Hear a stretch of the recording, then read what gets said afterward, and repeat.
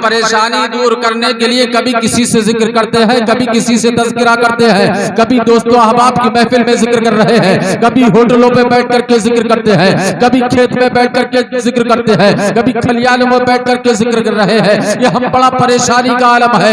अरे जितने परेशानी का आलम, जितना दूसरों से कह रहे हो, ये हम परेशान है। काश तुमने अपनी जिंदगी में किसी दूसरे से ना कहा होता और एक लम्हा निकाल करके मस्जिद में पहुंच जाते और रब की बारगाह में गिरियाजारी कर लेते, अपनी फरियाद रब तक पहुंचा देता, तो कसम खुदा की तुम्हारी परेशानियां दूर हो जाती।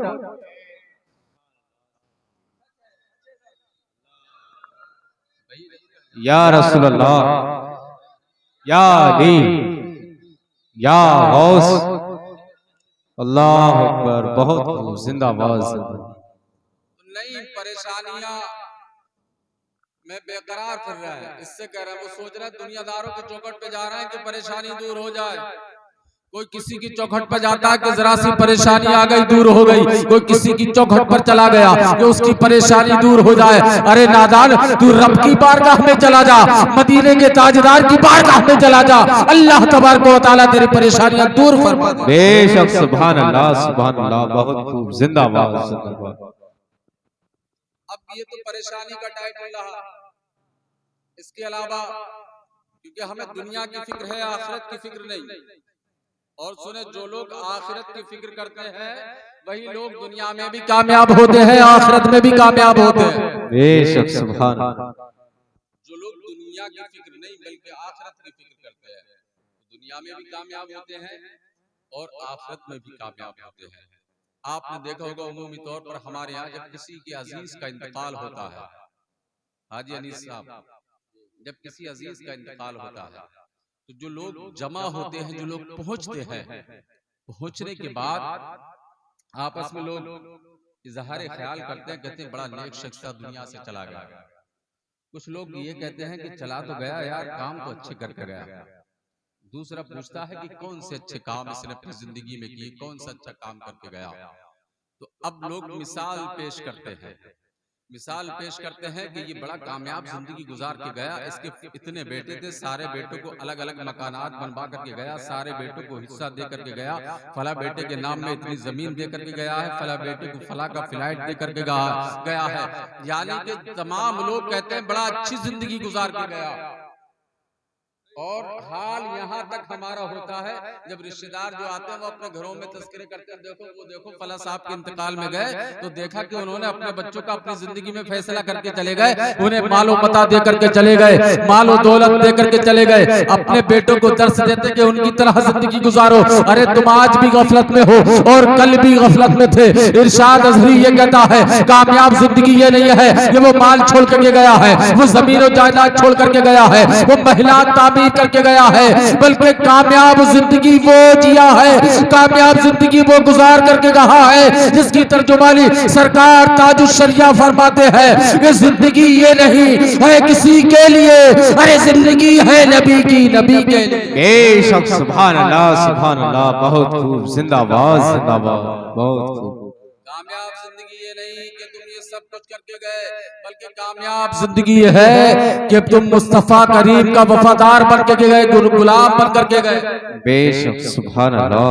कामयाबी ये है, ये मत देखो कि वो बहुत अच्छी जिंदगी गुजार के गया, बल्कि अच्छी गरीब है, अगर घर भी साबित नहीं है उसका, अगर झोपड़ी पड़ी है तो ये ना समझो, बल्कि ये यकीन करो कि वो गया है तो ईमान के साथ गया है। बोलो सुभान अल्लाह। वो ईमान के साथ गया है, और ईमान ही तो है, ईमान के बाद ही तो अमल है भाई, ईमान ही तो है। और देखे जब ईमान मजबूत होता है और जब ईमान मजबूत होने के साथ इंसान अमल की दुनिया में कदम रखता है, इंसान जब अमल की दुनिया में कदम रखता है तो फिर कोई अमल की बुनियाद पर, कोई बरेली का इमाम अहमद रजा बनकर के चमकता है तो कोई पीलीभीत का शाजी मोहम्मद शेर मियां बनकर के चमकता। सुभान अल्लाह। जब कोई आप देखें, ईमान के बाद अमल की दुनिया में कदम रखता है तो कोई सरकार ख्वाजा गरीब नवाज बन करके चमकता है, तो कोई सरकार गौसे पाक बन करके चमक रहा है। और इरशाद अज़ही को कहने दिया जाए, कोई करबला का शहीद आज़म इमाम हुसैन बन करके चमकता है। बेशक, सुभान अल्लाह, सुभान अल्लाह, बहुत खूब, जिंदाबाद। शर्त यह है कि अमल के मैदान में पहले उतरना पड़ेगा। सुभान अल्लाह। ईमान के बाद जरूरी यह है, बात समझ में आ रही ना, ईमान के बाद जरूरी यह है कि अमल की मैदान में, अमल के मैदान में उतरना पड़ेगा। पता चला बगैर अमल किए तो आमिल हो ही नहीं सकता है, नहीं, बगैर अमल किए तो आमिल हो ही नहीं सकता। अब पता चले कि ताहिर भाई ये वो सा आमिल मत समझ लेना, मैं आमिल उसको कह रहा हूँ जो शरीयत का आमिल हो, जी बेशक, जो नमाजों का आमिल हो, जो रोजों का आमिल हो, जो नेक नियति का आमिल हो, जो सच बोलने का आमिल हो, बेशक, उसको आमिल कहते हैं। और जो आमिल हो जाता है ना तो वो दीन में कामिल हो जाता है, बेशक, वो दीन में कामिल हो जाता है।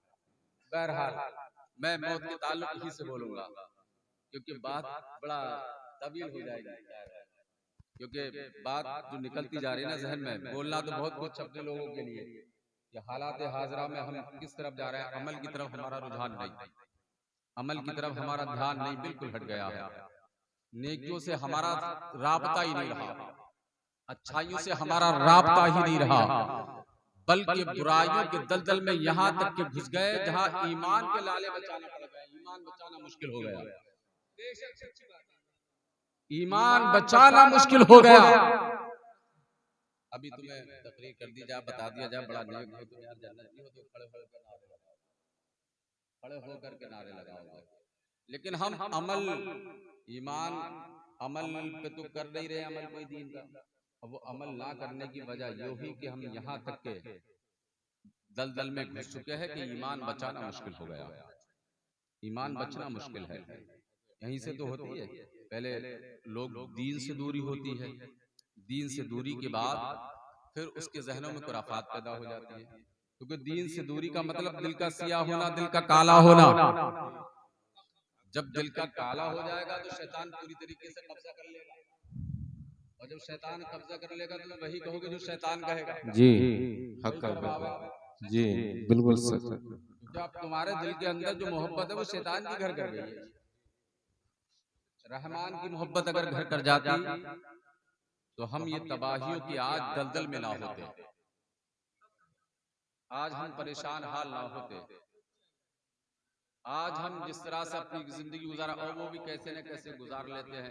अब तो ईमान बचाना मुश्किल, आए दिन खुराफात के अड्डे खुल गए, कभी कुछ हो रहा है, कभी कुछ हो रहा है, और हाल यहाँ तक के इतने बद से बदतर हालात हो गए हैं कि आदमी के ईमान के लोगों को मालूम ही नहीं है कि हम किसकी तौहीन कर बैठते हैं, कौन किसकी तौहीन कर बैठते, पता ही नहीं,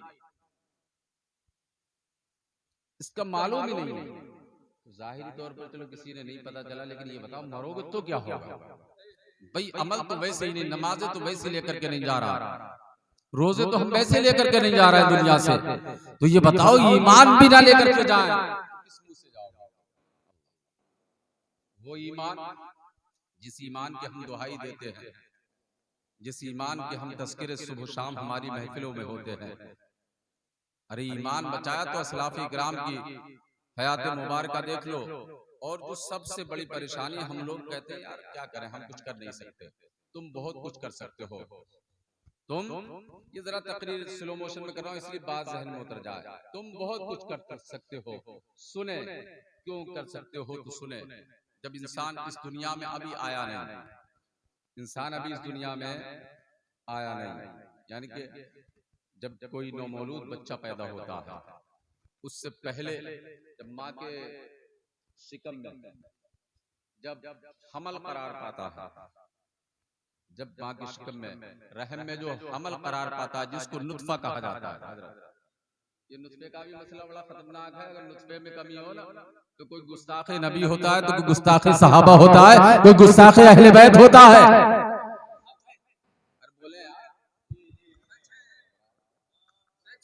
सच है, बिल्कुल हक बात है, बहुत या रसूल अल्लाह, या अली, या गौस, अल्लाह अकबर, सुभान अल्लाह, सुभान अल्लाह। बहुत खूब, बहुत जब अच्छा। मर्द और जन का वस्ल होता है, बंद लफ्जों में कह रहा हूं, मर्द और जन का वस्ल होता है, उसके बाद जो हमल करार पाता है, जो नुतफा होता है। अब ये नुतफे की हैसियत क्या मालूम है? साइंटिफिक तौर पर बताने जा रहा हूं आपको कि 200 मिलियन नुतफे खारिज होते हैं। कितने? 200 मिलियन नुतफे। यानी कि अगर औरत के रहम में इतनी जगह हो तो वो एक वक्त में 200 मिलियन बच्चे पैदा करने की क्षमता रखती है। लेकिन इतनी जगह नहीं होती। कितने नुतफे? 200 मिलियन नुतफे निकलते हैं जो खारिज होते हैं, नुतफे 200 मिलियन। अब वो औरत के रहम में पहुंचते पहुंचते वो 50% रास्ते में खत्म हो जाते हैं। वहां तक पहुंचते पहुंचते थोड़े बहुत पहुंचते हैं। अब उन थोड़े बहुत 200 मिलियन में सब जाय हो जाते हैं, बस एक बचता है। क्या बचते? एक नुतफा बचता है। क्या? एक, जिससे हम या आप कोई ना कोई बन करके आए। जहन रखें, बड़ा पॉइंट की बात बता रहा हूं। अब वो 200 मिलियन में हमने संघर्ष किया नहीं किया, जिद्दोजहद की नहीं की। अब उस 200 मिलियन में तुम बन करके आए, एक बन करके आए। अब ना जाने कितने ऐसे बच्चे होते हैं जो माँ के शिकम में ही खराब हो जाते हैं, दुनिया में भी नहीं आते। न जाने कितने ऐसे बच्चे होते हैं जो माँ के शिकम में कोई 6 महीने के अंदर हमल खराब हो जाता है, 7 महीने में हमल खराब हो जाता है। पैदा बहुत से बच्चे ऐसे होते हैं कि मरे हुए पैदा होते हैं, माँ के पेट में उनका इंतकाल हो जाता है। कुछ बच्चे ऐसे होते हैं जो बाहर आ गए, जिंदगी की बाहर देख ली, लेकिन आते ही उनका इंतकाल हो जाता है। कुछ बच्चे वो होते हैं जिनकी 10 साल उम्र होती है, कोई 2 साल जीता है, कोई 10 साल जीता है, कोई 20 साल जीता है, कोई 50 साल जीता है, कोई 60 साल जीता है। किसी की जिंदगी 60 साल लेकर के आया है, कोई 70 साल लेकर के आया है। बस बताने का मकसद ये है कि हम जो आज मायूसी का शिकार है, आज कहते हैं कि हम कुछ नहीं कर सकते हैं। अरे जब तू 200 मिलियन के अंदर था तो बता तेरे रब ने तेरी हिफाजत की के नहीं की है? बता जब तू माँ के शिकम में था तो तेरे रब ने तेरी हिफाजत की है नहीं की है? जब तू इस दुनिया पे आया तेरे रब ने तेरी हिफाजत की के नहीं की है? अरे वही तो तेरा रब है जो 200 मिलियन में तेरी हिफाजत करता है, जो माँ के शिकम में तेरी हिफाजत करता है। कसम खुदा की, अगर तेरा भरोसा अल्लाह की जात पर मुकम्मल हो गया तो वो रब जो 200 मिलियन में तुझे बचा सकता है तो वो आज भी दुनिया के मसाइब आलाम से तेरी हिफाजत फरमा सकता है। बेशक, सुभान अल्लाह, हक है।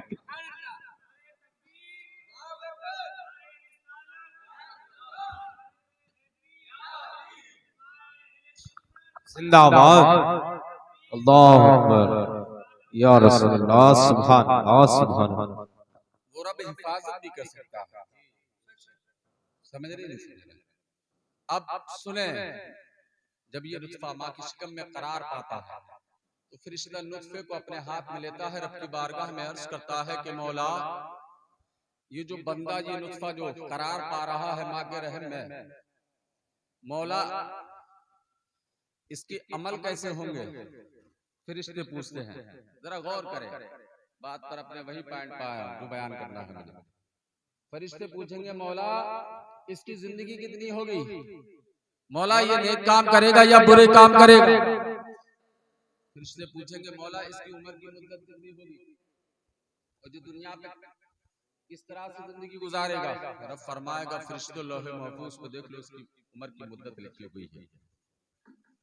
फरिश्ते उसकी उम्र की मुद्दत देखते हैं और उसकी उम्र की मुद्दत फरिश्तों ने देखी। देखने के बाद फरिश्ते क्या करते हैं? फिर जिस जगह, एक और सही बात आपने सुना हो ना कि पहुंची वहीं पे खाक जहां का खमीर था। बोले सुभान अल्लाह, है नहीं? वही उसी मिट्टी में दफन किया जाता है जिस मिट्टी से पैदा किया गया। हजरत अब्दुल्लाह इब्न मसूद रज़ी अल्लाह ताला अन्हु और भी लोगों से रिवायत है कि एक शख्स सरकार सल्लल्लाहु अलैहि वसल्लम मदीना शरीफ से गुजर रहे थे तो सरकार ने देखा कि रास्ते में गुजर रहे थे, देखा कि एक कब्र खुद रही है। किसी शख्स की, तो सरकार ने लोगों से पूछा किसका इंतकाल हो गया, किसकी कब्र तैयार की जा रही है। तो लोगों ने कहा कि या रसूल अल्लाह, ये कब्र मुल्क शाम में रहने वाले एक शख्स की कब्र है। मेरे आका ने मुस्कुरा करके फरमाया कि देखो सहाबा, जिस मिट्टी से अल्लाह ने उसको पैदा किया वही मिट्टी उसको जो है मदीना में खींच लाई। अरे बोलो नहीं मैं चल करके सुभान अल्लाह, उसको मदीना में खींच लाई। अब पहुंची वही पे खाक जहां का खमीर था। अब क्या होता है, फरिश्ते फिर उस जमीन से जिस जगह फरिश्ते पूछते हैं मौला इसको आखिरी इसकी आरामगाह कहाँ होगी, इसको दफन कहाँ किया जाएगा, जब ये मरेगा तो इसको कहाँ गाड़ा जाएगा, कहाँ दफन किया जाएगा। तो रब फरमाता है कि फला खित्ते जमीन पर, तो वो फरिश्ता फला खित्ते जमीन पर आता है, उस जमीन की थोड़ी सी मिट्टी ले जाकर के उस नुत्फे में शामिल करके माँ के रहम में रख देता है।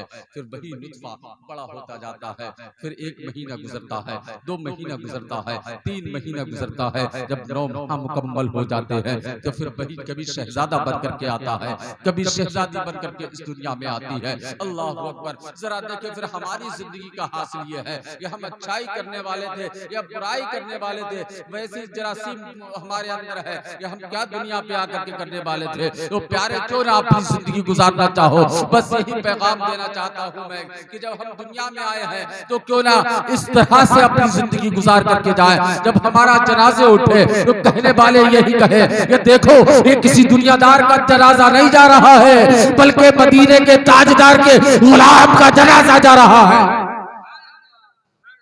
इस अंदाज से अपनी जिंदगी गुजारो। कोई कहे हाँ ये सच्चे हुसैनी का जनाजा जा रहा है, दुनिया ये नहीं कहे कि ये एक शराबी का जनाजा है, दुनिया ये कहती हुई नजर आए कि ये लोगों का माल हड़प करने वाले का जनाजा है।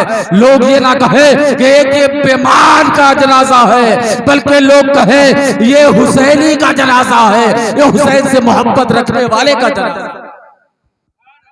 इस तरह से सुभान अल्लाह। अब ये जिंदगी आगे बढ़ती है।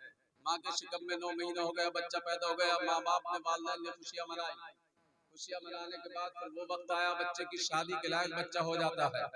जब शादी हो जाती है, शादी होने के बाद बड़ी बड़ी परेशानियां आती हैं। ये नौजवान जब जवानी के कदम में पहुंचता है तो माँ बाप की अजमत, बूढ़े बाप की इज्जत सब भूल जाता है। वो नहीं पूछता है कि माँ ने 9 माह जो शिकम में रखा, जो बाप ने मेहनत और मजदूरी करके इतना बड़ा किया और इसकी परवरिश की, वो सब भूल जाता है। माँ बाप के एहसान भूल जाता है। जब वो बाप बड़ा कर देता है तो अब ये समझता है, कहता हुआ नजर आता है या अब्बा तुम कुछ नहीं जानते हो, आज के हालात तो हम जानते हैं। अरे मैं कहता हूँ कि मेरे आका फरमाते हैं ये भी कयामत की निशानियों में से एक निशानी है। मेरे नबी ने फरमाया एक जमाना ऐसा आएगा लोग अपने बड़ों से कहेंगे तुम कुछ नहीं जानते हो। अल्लाह अकबर। ये भी कयामत की निशानियों में से एक निशानी है। बेटा अगर तू अपनी जुबान से ऐसा कह रहा है वालिदैन के लिए तुम कुछ नहीं जानते, तो ये भी कयामत की निशानी है कि हम अपने वालिदैन को झड़क रहे हैं। अब दौर ऐसा होता है जवानी का कि आदमी क्या क्या गुनाह में मुलव्वस हो जाता है। बहरहाल बात को विस्तार देना नहीं चाहता हूँ, बस अपने जहनों को हाजिर रखे बात सुनते चले कि अब ये नौजवानी की जब अंगड़ाई लेती है, जब जवानी शबाब के आलम में पहुंचता है तो किसी की कद्र नहीं करता है, किसी को इज्जत नहीं देता है। नमाजों से मतलब इसको नहीं है, रोजों से मतलब इसको नहीं है, चौराहे पे खाते हुए पीते हुए फिरता है। ये अकल रहा है, ये समझता है सबसे बड़ा ताकतवर मैं हूँ, ये समझता है सबसे वाला हुस्न जमाल मैं हूँ। ये इंसान समझता है कि अब कोई मेरा मुकाबिल नहीं है, अब कोई मेरा मुकाबला करने वाला नहीं है। लेकिन यही उम्र जब चलने को शुरू हो जाती है, जब 30 साल पहुंचती है, जब 35 साल को पहुंचती है, अब 40 साल का हो गया, अब 40 और 45 से जब गुजर जाती है, जब 50 को पहुंचती है, अब हाल ये है अब अगर दिल करता है कि नमाज अदा कर लूं तो अरकान सही से अदा नहीं होते हैं। अदा कर सकता था तो मस्जिद के दरवाजे पर नहीं झांका। अब दिल में ख्वाहिश है कि नमाज याद कर लूं, अब दिल में ख्वाहिश है कि वुजू का तरीका आ जाए, अब दिल में ख्वाहिश है अब पांव कब्र के लिए लटक रहे हैं जो रुफ़े आप में मशहूर है। कहा जाता है कि अब कब्र में लटक रहे हैं, अब क्या करोगे तो क्या करोगे, अब तो सजदा तुम सही से नहीं कर सकते हो, रुकू तुम सही से नहीं कर सकते हो, अब किस तरह से अपनी जिंदगी गुजारोगे। अल्लाह अकबर। ये पूरी जिंदगी जब इंसान गुजारता है, लेकिन जब सईफुल उम्री का आलम होता है, जब जिस्म की तवानाई खत्म हो जाती है, जब जिस्म की ताकत खत्म होती है, अब किसी का पार नहीं चलने वाला है, अब जब तो लाइलाज हो जाता है, दुनिया तमाम बड़े बड़े अतिप्पा का इलाज चलता है, अभी पैसा है तो कहता है कोई बात नहीं इलाज करा लेंगे, हमारा इलाज हो जाएगा। अरे ये इलाज कराने वाले बड़े बड़े जिन्होंने कहा था ये हम 150 साल जिंदगी गुजारेंगे, उनको 50 साल जीना मुश्किल हो गया था। बड़े बड़े जिन्होंने ये कहा था कि जिन्होंने अतिप्पा डॉक्टर्स की लाइन लगा रखी थी, तो सुनो, किसी को कोई अतिप्पा या डॉक्टर नहीं बचाता है, जिंदगी रब देता है और जिंदगी को रब ही बचाता है। बेशक सुभान अल्लाह। नारे तकबीर, नारे रिसालत, नारे हैदरी, नारे कादरी, उलमाए अहले सुन्नत। सुभान अल्लाह, सुभान अल्लाह। बहुत खूब, जिंदाबाद जिंदाबाद। जो लोग इस पे भूले हैं कि कोई बचा लेगा, जब कोई दवा भी काम नहीं करती, जब लाइलाज हो जाता है, जब बिस्तरे मर्ग पर आ जाता है, या अपनी जिंदगी जो हमारी जिंदगी है ना उसका पूरा पेश कर रहा हूँ, खाका पेश कर रहा हूँ, ज़िम्नन खाका पेश कर रहा हूँ। जब हम बिस्तर पे आ जाते हैं, जब चाहे तो हाथ नहीं हिला सकते, पाँव नहीं हिला सकते, अपने पाँव पे खड़े नहीं हो सकते, वही पाँव जिन पाँव की ठोकरों में अपने वालिदैन को रखा, वही हाथ जिन हाथों से हमने लोगों की बेईमानियां की, वही जबान जिससे हमने लोगों की तौहीन की, आज वही जबान काम नहीं कर रही है, वो हाथ काम नहीं करे, वो अकड़ सब सिमट गई, वो अकड़ सब चली गई। अब क्या बचा है प्यारे? अब हजरत इजराइल का ही इंतजार है, अब हजरत इजराइल का इंतजार है। जब हजरत इजराइल आ जाते हैं, आने के बाद रूह कब्ज़ दूसरी से परवाज हो जाती है। जैसे ही घर वालों को पता चलता है कि अब्बा का इंतकाल हुआ या भैया का इंतकाल हुआ या अम्मा का इंतकाल हुआ, कोहराम बर्पा हो गया। अजीज व अकारिब अपनी अकीदत का इजहार करते हैं, रोने लगते हैं, चीखो पुकार का घर का माहौल हो जाता है। यहाँ एक बात रोक करके और बताऊं कि हमें तो पता चल गया मरने वाला मर गया, हमारा अपना अजीज चला गया, क्या मरने वाले को भी मालूम होता है कि मैं मर गया? क्या मरने वाले को भी मालूम होता है कि मैं मरा या नहीं मरा? मरने वाले को कैसे पता चलता है? भाई उसकी सांस रुक गई, जिसने हरकत करना बंद कर दिया, कल्ब ठहर गया, दिल की धड़कन बंद हो गई, हम समझ गए ये मर गया। अजीजों अकारिब को पता चल गया, दोस्तों अहबाब को पता चल गया कि ये मर गया। अब मसला यह है कि मरने वाले को पता चला है कि नहीं चला है, मैं मरा हूं या जिंदा हूं। फिर सुने, यहां भी बड़ा अच्छी बात पेश करने जा रहा हूं, बड़ा गौर से सुने। अब उसको कैसे पता चलेगा? घर वालों को पता चला, सारे लोग रो रहे हैं, उसको अभी क्या पता। अब सुने, हाल ये होता है मरने वाले का, तुमने सुना होगा कि लोग कोमा में चले जाते हैं। क्या कोमा? देखा ना, कुछ लोग सर पे चोट लग जाती है तो लोग कई कई साल कोमा में रहते हैं। जब कोमा से वापस आते हैं, आने के बाद उनसे पूछा जाए तो उनको कोई मालूम नहीं होता, कुछ होश नहीं होता कि हम कहाँ थे, क्या थे। गोया कि यूं समझ लिए जैसे कि मरने वाला ये समझता है कि मैं सो रहा हूं आराम से और ख्वाब के आलम में हूं,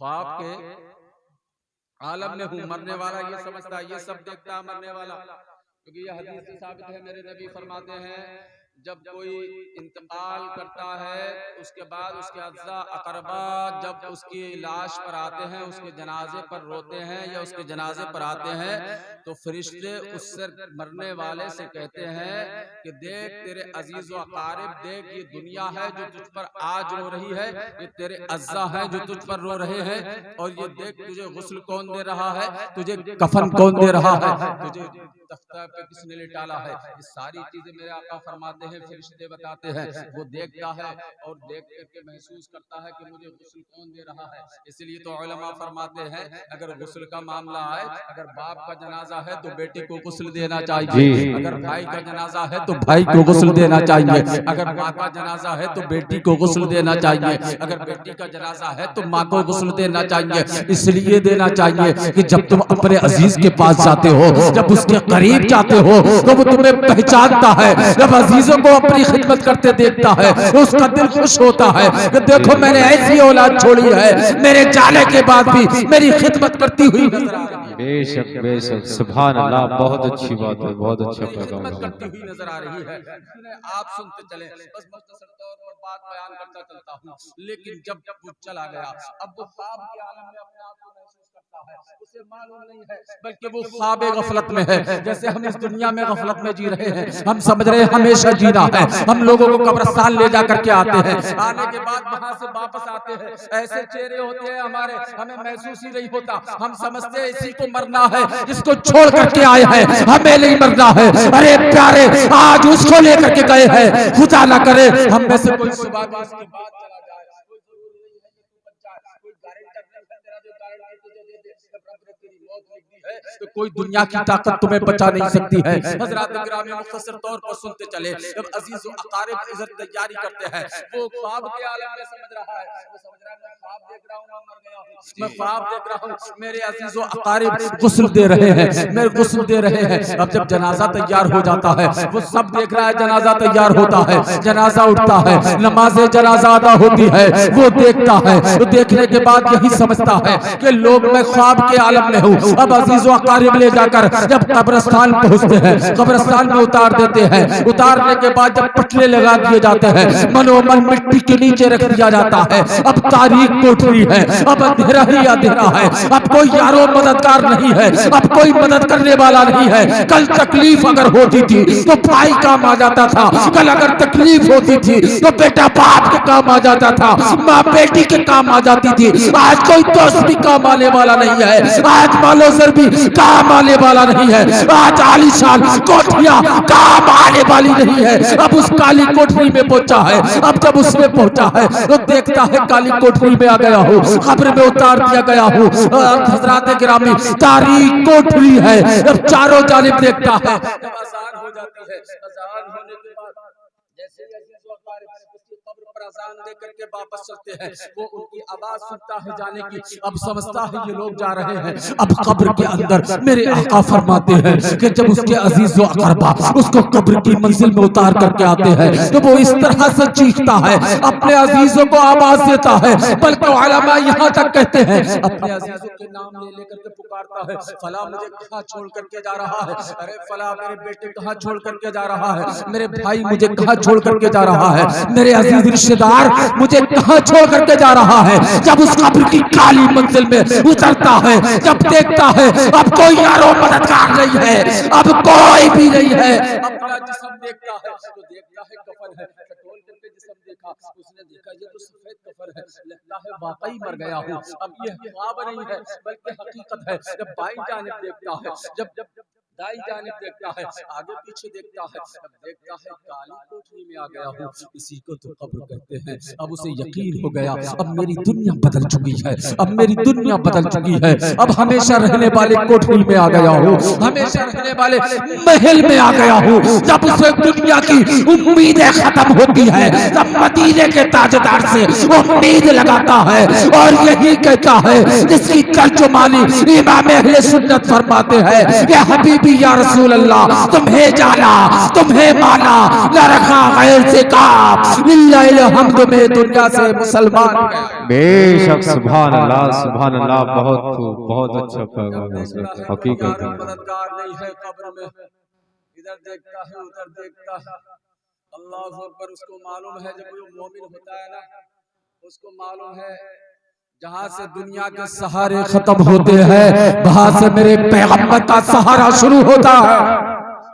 इसीलिए तो आला हजरत फरमाते हैं कि हमज़दों को रज़ा मुझसे दीजिए के है बेकसों का सहारा हमारा। बेशक, सुभान अल्लाह, जिंदाबाद जिंदाबाद, बहुत सहारा बोले हमारा। आप भी कर दो। हमारा नबी बेशक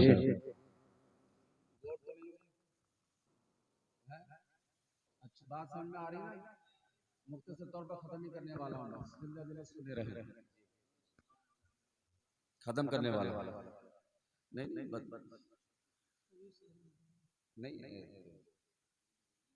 आप देखें कि अब जब कब्र में उतार करके आ गए, अब आगे की कितनी सख्त मंजिल है।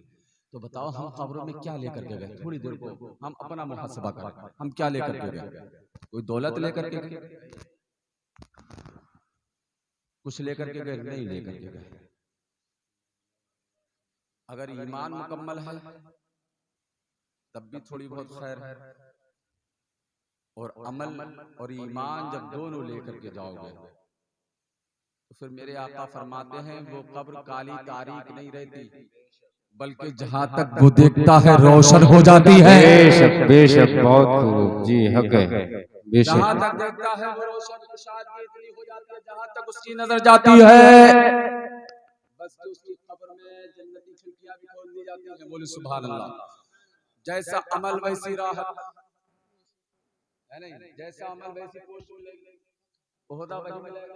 चपरासी के लायक है तो चपरासी बनेगा, उससे ऊपर है तो ऊपर ओहदा मिलेगा। तो जैसे अमल लेकर जाओगे कब्र में वैसी फैसिलिटी मिलेगी, वैसी सहूलत मिलेगी कब्र में जैसे अमल लेकर के जाओगे। तो अमल यजीदों वाले कर करके गए और हुसैन की दुहाई दोगे तो काम नहीं चलेगा, बल्कि अमल हुसैन के वाले करके जाओगे तो हुसैन भी राजी होंगे, हुसैन के नाना जान भी राजी होंगे। और जब हुसैन के नाना जान राजी हो गए तो कसम खुदा की मेरा रब भी राजी हो जाएगा। सुभान अल्लाह सुभान अल्लाह। और जब रब राजी हो गया तो फरिश्ते फिर ये नहीं कहेंगे, वो लेकर के नहीं आएंगे कब्र में कोड़े, बल्कि कहेंगे कि सोने दो, ये मुस्तफा का गुलाम आ गया है, ये मुस्तफा का आशिक हो गया आ गया है। बल्कि यूं फरिश्ते कहेंगे इसे तो सोने दो, इसे जगाने की जरूरत नहीं है, ये तो मुस्तफा की गुलामी का पट्टा गले में डाल कर आया है, ये तो शरीयत मोहम्मदिया पर अमल करके आया है, ये नबी का वफादार बन के दुनिया में आया है, ये बेईमानियां करके नहीं आया बल्कि नेकी की दावत दे करके दुनिया में आया। बहरहाल कब्र का मामला ये होता है, जब पहुंचता है उसके बाद फरिश्ते आते हैं। और अजाब कब्र के बारे में बता दूं, एक शख्स का इंतकाल हुआ, इंतकाल होने के बाद किसी अजीज ने ख्वाब में देखा, बड़ा नेक आदमी था, एक वक्त की भी नमाज कज़ा नहीं थी, क्या एक वक्त की भी नमाज कज़ा नहीं थी, कोई रोजा छूटा हुआ न था। सुने, कभी कोई रोजा छोड़ा नहीं था सूफी जी, कोई रोजा छोड़ा नहीं था, कोई नमाज कज़ा नहीं थी, किसी का हक नहीं मारा था, ज़कात भी निकालता था, कभी जिंदगी में कोई खिलाफ शरा काम ही नहीं किया। जरा तवज्जो रखें, बहुत खास जुमला दे रहा हूं, कभी कोई खिलाफ शरा काम ही ना किया। अब दुनिया से चले गए, लोगों में जश्न का माहौल है, बड़ा नेक आदमी का इंतकाल हर शख्स काना देने के लिए आगे बढ़ रहा है, बड़ा नेक आदमी का जनाजा भी नेक हुआ नहीं यार, जिसकी कोई नमाज कज़ा ना हुई हो, जिसका कभी कोई रोजा ना छूटा हो, जिसने खिलाफ शरा कोई काम ही नहीं किया हो, तो कितना बड़ा आदमी हो गया। हम तो बड़ा उसे समझ रहे हैं ना जिसके पास दौलत ज्यादा है, बड़ा वो नहीं है, बल्कि बड़ा वो है जो मुत्तकी और परहेजगार है, उसी को रब ने बड़ा कहा है। सुभान अल्लाह। बड़ा वो नहीं है बल्कि रब ने उसी को बड़ा कहा है जी। तो सुने सूफी जी, गौर करें तुम। अब वो उसका इंतकाल हुआ, इंतकाल होने के बाद किसी शख्स ने ख्वाब में देखा, ये वैसे रिवायती बयान नहीं है बल्कि अल्लामा जलालुद्दीन सुयती रहमतुल्लाहि ताला अलैह ने जो है, जो कब्र के हालात के शरह सुदूर जो किताब है उसके अंदर ये रिवायत मौजूद है। वो बयान करते हैं कि जब उस दूसरे शख्स ने ख्वाब में देखा तो पूछा, भाई कब्र की मंजिल कैसे कटी, इस तरह से कब्र की मंजिल पार हुए, बताओ तुम्हारे साथ क्या मामला हुआ। तो उसने कहा कब्र की मंजिल बड़ा सख्त है, कब्र की मंजिल से गुजरना कोई आसान नहीं है। कहा तुम तो नेक थे, तुम्हें कौन सी परेशानी हुई। उसने कहा भाई जब मैं कब्र में पहुंचा, जब फरिश्ते आ गए तो क्या देखा कि फरिश्ते गुर्ज लेकर के आए, फरिश्ते कोड़ा लेकर के आए। फरिश्तों को कोड़े का आलम क्या है? आज हम जो कह देते हैं कि जो होगा देखा जाएगा, कब्र में निपट लिया जाएगा। अरे तू कहां से निपट लेगा? जब तू दुनिया में नहीं निपट सकता है तो कब्र में कैसे बच सकता है? जरा कब्र के हालात को देख ले। वो अल्लाह का नेक बंदा है, अल्लाह का मुक़द्दस बंदा है, जिसकी कभी कोई नमाज कज़ा नहीं है, जिसका कभी कोई रोजा कज़ा नहीं है, लेकिन वो बयान कर रहा है कि जब मैं कब्र की मंजिल में पहुंचा, जब कब्र में उतार दिया गया हूँ, जब कब्र में पहुंचा फरिश्ते आ गए, और फरिश्ते आने के बाद हाथ में कोड़ा है और कोड़ा लेकर के आए, और आने के बाद कहा कि 100 कोड़े मारे जाएंगे, तुम्हारे 100 कोड़े मारे जाएंगे, तैयार हो जाओ। अल्लाह, क्या कहा? 100 कोड़े। जो सो रहा है जगह जगह, कितने कोड़े बोले? 100 कोड़े। कितने कोड़े? 100। कहा 100 कोड़े मारे जाएंगे। अल्लाह, इतना नेक से कोई नमाज भी कज़ा नहीं। उसने हैरत से फरिश्तों से कहा, फरिश्तों किस बात की सजा? मैंने तो कोई ऐसा अमल ही नहीं किया खिलाफ शरा, खिलाफ शरा कोई अमल नहीं किया, फिर ये किस लिए? फरिश्तों ने कहा ये छोड़ो, किया नहीं किया 100 कोड़े मारे जाएंगे। कहा नहीं 100 नहीं। कहा तो 50 ठीक है। उसने कहा 50 भी नहीं। कहा 50 भी नहीं, मैंने कोई खता नहीं की, तो 50 कोड़े किस लिए? तो फरिश्ते ने कहा एक ही सही। मैं ये यहाँ पर एग्जाम के लिए जरा हम कहते हैं ना देखा जाएगा जो कब्र में हो। उन्होंने भी सोचा यार 100 से एक पा गए, फरिश्ते तो एक में क्या रखा? कहा सही है एक मार लो, जब ज्यादा जिद कर रहे हो तो एक को कोई बात नहीं, एक मार लो।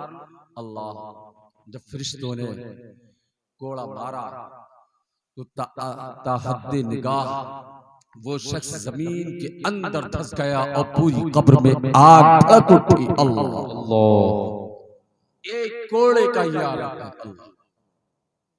एक कोड़ा कब्र का मारा। उसके बाद हुक्म खुदा उसको जिंदा किया गया, सही किया गया। उसने कहा फरिश्तों तुमने किस बात की सजा दी? पूरी तकरीर का निचोड़ इसी एक जुमले में है।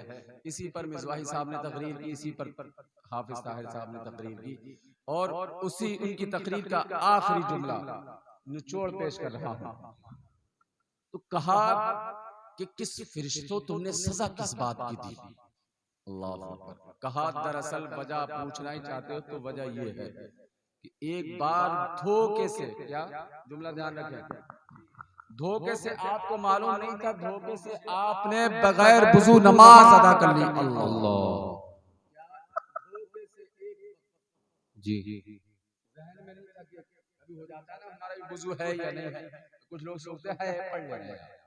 अब गुमान वाले जिक्र हो, अरे गुमान इतना घुमाने की जरूरत क्या है भाई? अब पानी तो मोल का अपने यहाँ है नहीं, अगर गुमान हो कि वुजू है या नहीं है तो वुजू कर लो जी। अब गुमान गालिब हुआ होगा कभी है या नहीं है, उन्होंने नमाज अदा कर ली अल्लाह एक वक्त की। अब बताएं वो एक वक्त की नमाज उनसे छूट गई, छूटने के बगैर वुजू धोखे से अदा कर ली, तो वो एक कोड़ा पड़ा जिसका हाल ये था। फिर हम अपना खुद मुहासबा करें कि हम कितनी पढ़ रहे हैं, क्या कर रहे हैं। तो सुने, जब इंसान कब्र में पहुंचता है, जब देखता है कोई यार मददगार नहीं है, तो समझ जाता है अब मैं कब्र की मंजिल में आ गया हूँ, अब मेरी दुनिया चेंज हो चुकी है। अल्लाह अकबर। फिर मेरे नबी फरमाते हैं, अपनी तकरीर का फाइनली जुमले दे रहा हूँ, तो सुनो हमें क्या करना चाहिए। एक सहाबी रसूल नबी की बारगाह में हाजिर हुए और अर्ज़ किया, या रसूल अल्लाह, दुनिया पर वालिदैन के हुकूक है, माँ बाप को दुनिया पर हक है, क्या बाद मरने का भी हक है? तो मेरे आका फरमाते हैं जिस तरह से दुनिया में हक है, बाद मरने की भी वालिदैन पर, औलाद पर वालिदैन का वैसे ही हक है जैसे दुनिया पर था। जी बेशक। सुभान अल्लाह, सुभान अल्लाह, ऐसे ही हक है। सरकार फरमाते हैं वो मुंतज़िर रहता है, क्या रहता है? इंतजार करता है। तो सहाबा ने अर्ज किया, या रसूल अल्लाह किस बात का इंतजार करता है? भाई दुनिया से गया, अमाल का दारो मदार मुनक़ता हो गया, नेक अमल किए या बुरे किए अब कब्र में फूटेगा।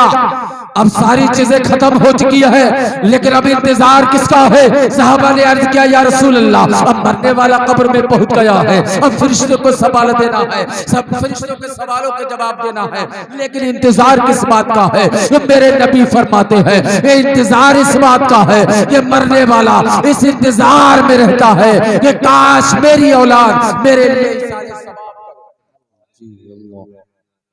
मुंतज़िर रहता है, काश मेरा अगर बाप दुनिया से गया तो बेटों का मुंतज़िर रहता है। मेरे आका फरमाते हैं जिसका रिश्ता जितना गहरा जिससे होता है, क्या समझे, जिससे जितना गहरा रिश्ता होता है, नबी फरमाते हैं कि मरने वाला उसी से ज्यादा उम्मीद होती है, बेटे की बेटे से ज्यादा उम्मीद होती है, बाप की बेटों से ज्यादा उम्मीद होती है। अब वो कब्र में जाने के बाद भाई अपने भाई का मुंतज़िर रहता है, काश मेरा भाई साले सवाब करे, काश मेरा भाई कुरान पढ़ करके बख्श दे, काश मेरा भाई सूरह मुल्क पढ़ करके बख्श दे, तो वो उसका मुंतज़िर रहता है। और नबी फरमाते हैं जितना गहरा ताल्लुक होता है उसका उससे शदीद इंतजार करता है मरने वाला।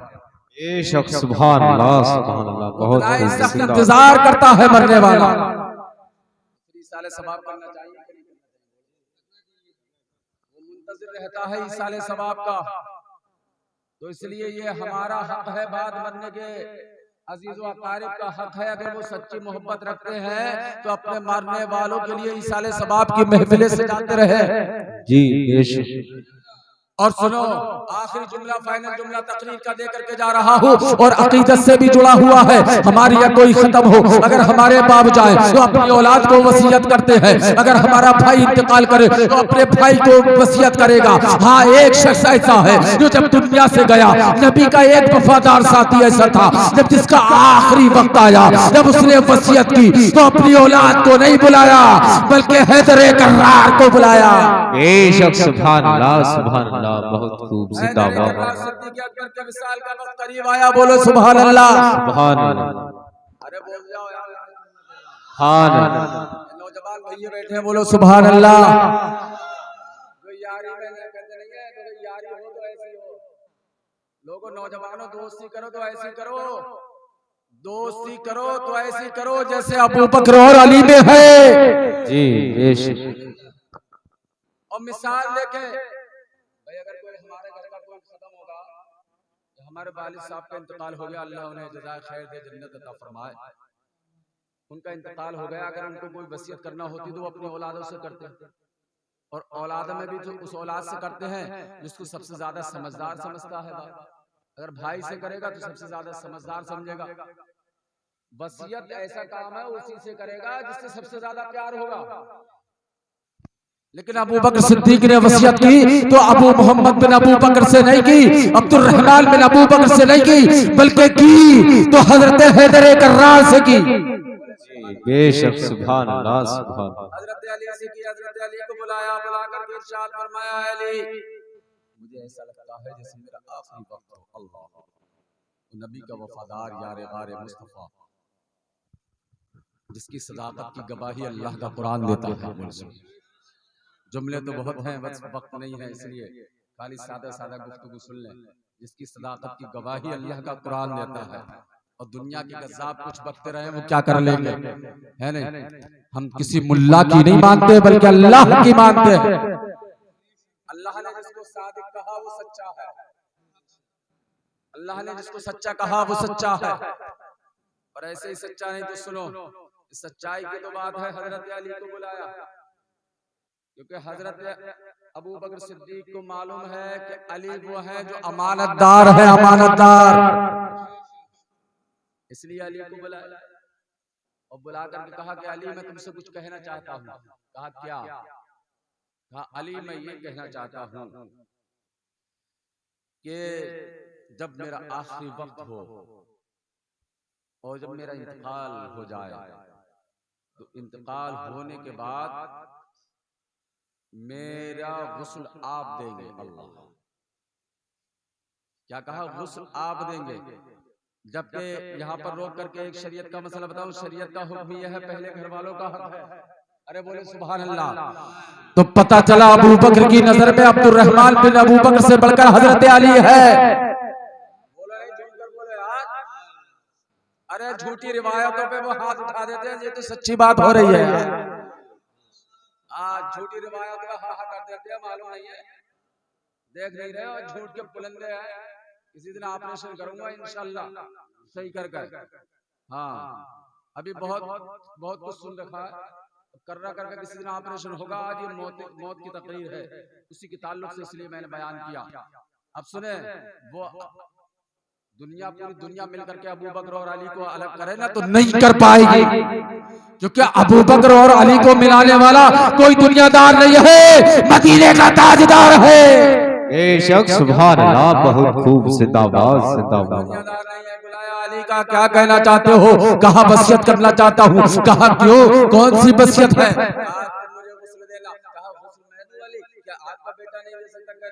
इसलिए कि तुम्ही ने तो मेरे नबी को गुस्ल दिया। सुभान अल्लाह। जिन हाथों ने नबी को गुस्ल दिया है, अबू बकर की भी वही ख्वाहिश है, वो हाथ अबू बकर को गुस्ल दे। जी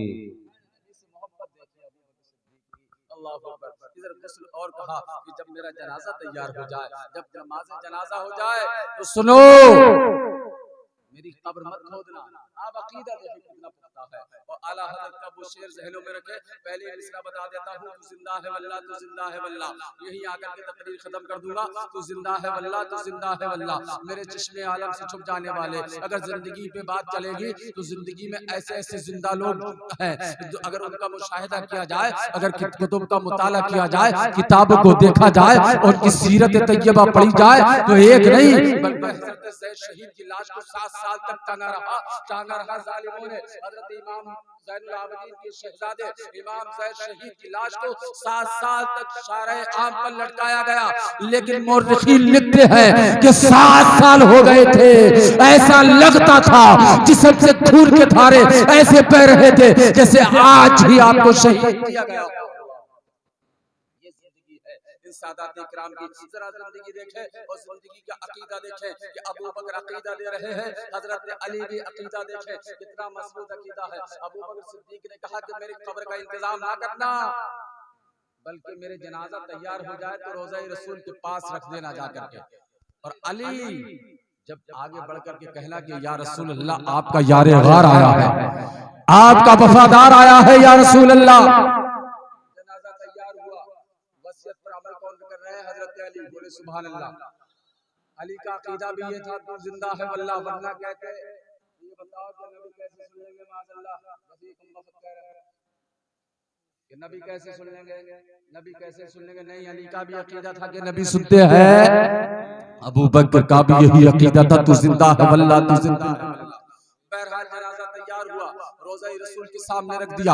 हजरत अली आगे बढ़े और बारगाह नबी में सलाम पेश किया, अस्सलातु वस्सलामु अलैका या रसूल अल्लाह, या रसूल अल्लाह, आपका वफादार आया है, आपका सफर का साथी आया है, आपका हजर का साथी आया है, आपका यारे गार आया है। अल्लाहु अकबर। वहाँ हजरत मौलाए कायनात फरमाते हैं, जैसे ही मैंने नबी की बारगाह में अबू बकर का पैगाम पहुंचाया, नबी की बारगाह से जवाब आया, मेरे साथी को, मेरे हबीब को मेरे करीब कर दो। अल्लाहु अकबर। मेरे यार को मेरे पास ले आओ।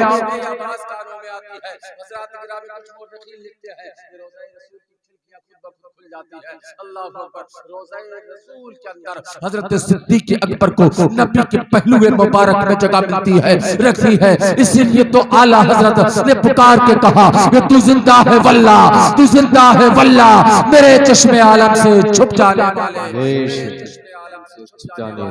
और रहेगा यूं ही उनका चर्चा रहेगा। पड़े खाक हो जाएं जल जाने वाले, पड़े खाक हो जाएं जल जाने वाले। आज ले उनकी पनाह, आज मदद मांग उनसे, आज ले उनकी पनाह, आज मदद मांग उनसे। फिर ना मानेंगे कयामत में अगर मान गया, फिर ना मानेंगे कयामत में अगर मान गया। अस्तगफिरुल्लाह रब्बी मिन कुल्लि ज़ंबि व अतूबु इलैह। कलमा शरीफ पढ़े बुलंद आवाज से, ला इलाहा इल्लल्लाह मुहम्मदुर रसूलुल्लाह। अस्सलामु अलैकुम व रहमतुल्लाह।